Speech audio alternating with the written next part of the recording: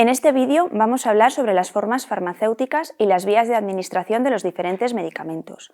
La vía de administración de un medicamento es la manera en la que el medicamento llega a nuestro organismo, es decir, cómo se introduce en el cuerpo. Es necesario escoger la vía más adecuada en función de las características del paciente y del tipo de tratamiento que requiera su dolencia. La forma farmacéutica es la disposición individualizada a que se adaptan las sustancias medicinales, principios activos y excipientes para constituir un medicamento, es decir, la forma de preparar un medicamento con el fin de su administración. La forma farmacéutica tiene como propósito facilitar la administración del principio activo y liberación en el momento y lugar que aseguren una óptima absorción. Las formas farmacéuticas son el producto resultante del proceso tecnológico que confiere a los medicamentos características adecuadas como una correcta dosificación, eficacia terapéutica y estabilidad en el tiempo. Las formas farmacéuticas se pueden clasificar según su estado físico en sólidas, como los polvos, granulados, cápsulas, comprimidos, sellos, tabletas, supositorios, óvulos e implantes. Semisólidas, como las pomadas, pastas, cremas y geles. Y líquidas, como las soluciones, suspensiones, emulsiones, jarabes, elixires, lociones, linimentos e inyectables. Las formas farmacéuticas se pueden clasificar según la vía de administración en oral, como los polvos, granulados, comprimidos, cápsulas, jarabes, suspensiones y emulsiones, rectal y vaginal, como los supositorios, enemas, óvulos, comprimidos vaginales y dispositivos intrauterinos, tópica y subcutánea, como las pomadas, cremas, geles, pastas, parches e implantes, oftálmica y ótica, como los colirios, pomadas, emulsiones, insertos oftálmicos y las gotas, parenteral, como los inyectables para vía intravascular, ya sea intravenosa e intraarterial, o para la vía extravascular, como la intradérmica, subcutánea, intramuscular, intratecal, epidural e intraperitoneal, y la vía inhalatoria, como los gases medicinales, como los anestésicos y los aerosoles. La vía de administración oral es la vía más utilizada para la administración de fármacos. Su administración presenta ventajas, es cómoda y sencilla, no dolorosa, segura, permite la autoadministración y si se produce una sobredosis se puede realizar un lavado gástrico. En cuanto a los inconvenientes, en ocasiones los fármacos presentan un sabor desagradable, pueden producir irritación gástrica y no se pueden utilizar si el paciente presenta dificultad para deglutir, vómitos o si está inconsciente. Además, es una vía que presenta efecto de primer paso. Los fármacos administrados por vía oral se absorben fundamentalmente a nivel del intestino delgado, que presenta una gran superficie de absorción y un elevado flujo sanguíneo. La absorción por vía oral se ve modificada por factores como la motilidad gástrica, los jugos digestivos, el tipo de preparado farmacológico, factores químicos como el pH y la presencia de alimentos en el aparato digestivo. Otra vía de administración es la sublingual. Consiste en la administración del medicamento debajo de la lengua, donde debe mantenerse el mayor tiempo posible sin tragar saliva para que se absorba completamente. La mucosa sublingual está muy vascularizada, favoreciendo una rápida velocidad de absorción, evitando el primer paso hepático. Entre sus ventajas destaca la facilidad de administración, velocidad de absorción y presencia de una biodisponibilidad superior a la vía oral. Además, se puede obtener un efecto más rápido y es muy útil en situaciones de emergencia como una coronariopatía. También evita una posible alteración o inactivación gastrointestinal o hepática. Entre las limitaciones destaca que solo se puede administrar sustancias dosificables en pequeña cantidad, al ser limitada la superficie bucal, y las variaciones del pH bucal, habitualmente entre 6,7 y 7, que pueden alterar su absorción. Las formas farmacéuticas más usadas a nivel sublingual son los comprimidos y los aerosoles. La vía rectal presenta una absorción más lenta que la gastrointestinal. Los fármacos administrados por esta vía presentan tres acciones diferentes: mecánica, produciendo un efecto laxante; tópica localizada, produciendo un efecto antihemorroidal; y sistémica, con efecto antitérmico. Las formas farmacéuticas más comunes son los supositorios, que al fundirse en el recto producen la liberación de los medicamentos que contienen. Además, presentan efecto de primer paso parcial a través de las venas hemorroidales superior y los enemas. Las principales ventajas de esta vía son la administración de fármacos que producen irritación gástrica o que son destruidos en medios con pH ácido o por la acción de enzimas digestivas. Se evita el fenómeno de primer paso hepático y se puede administrar en pacientes con vómitos, inconscientes o en niños, así como en aquellos que presentan intolerancia al fármaco por el sabor o el olor. Los principales inconvenientes son la incomodidad en su administración, la absorción errática, lenta e irregular, la poca existencia de preparados en el mercado, la posible irritación del recto por los fármacos administrados y que no se pueden administrar en pacientes que presenten diarrea. La vía vaginal se puede utilizar para la administración de medicamentos con efecto a nivel local o sistémico. La biodisponibilidad del fármaco depende del espesor del epitelio vaginal, la composición del fluido y el pH. Las formas farmacéuticas disponibles son las soluciones, los comprimidos, los óvulos vaginales, el gel, las espumas y los anillos vaginales.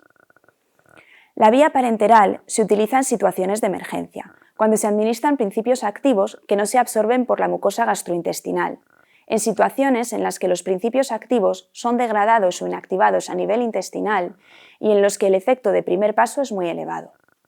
Los fármacos administrados por vía parenteral se pueden administrar a nivel intravascular y a nivel extravascular. A nivel intravascular disponemos de la vía intraarterial, intracardíaca e intravenosa. A nivel extravascular disponemos de la vía intradérmica subcutánea, intraperitoneal, intratecal epidural, intramuscular e intraarticular.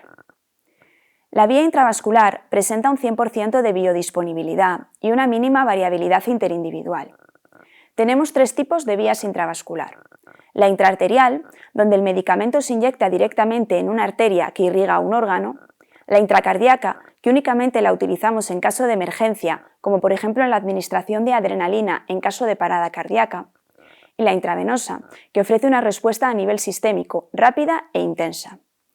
Otro tipo de administración parenteral es la vía extravascular, que a su vez se divide en vía intradérmica, donde la absorción es lenta. Un ejemplo de esta vía de administración es la administración de las vacunas. Vía intraperitoneal, donde la absorción es ultrarrápida. Un ejemplo de esta vía de administración es la administración de antibioterapia o antineoplásicos. Vía intratecal epidural, donde se administran fármacos que deben acceder al sistema nervioso central. Un ejemplo es la administración de anestésicos locales o la de los citostáticos. La vía intramuscular es una vía de administración rápida. Habitualmente se administra a nivel del músculo glúteo, el vasto lateral de la pierna o en el deltoides. La velocidad de absorción va a depender fundamentalmente del riego sanguíneo del lugar de administración y de las características del preparado administrado, absorbiéndose de manera más rápida las soluciones acuosas y de manera más lenta las oleosas. No presenta fenómeno de primer paso. Cuando se administra un fármaco por vía intramuscular, hay que tener una serie de precauciones, ya que podemos lesionar diferentes vasos sanguíneos y nervios. Y esta vía de administración se encuentra contraindicada en aquellos pacientes que estén anticoagulados. Un ejemplo es la administración de testosterona intramuscular. La vía subcutánea es similar a la vía intramuscular, aunque su absorción es más lenta y la cantidad de volumen que se puede administrar es menor. La velocidad de absorción va a depender fundamentalmente del riego sanguíneo del lugar de administración y de las características del preparado administrado, absorbiéndose de manera más rápida las soluciones acuosas y de manera más lenta las oleosas. No presenta fenómeno de primer paso. Esta vía sí que se puede utilizar en pacientes anticoagulados. Un ejemplo es la administración de heparinas de bajo peso molecular. Vía intraarticular, donde el fármaco se administra en el líquido sinovial.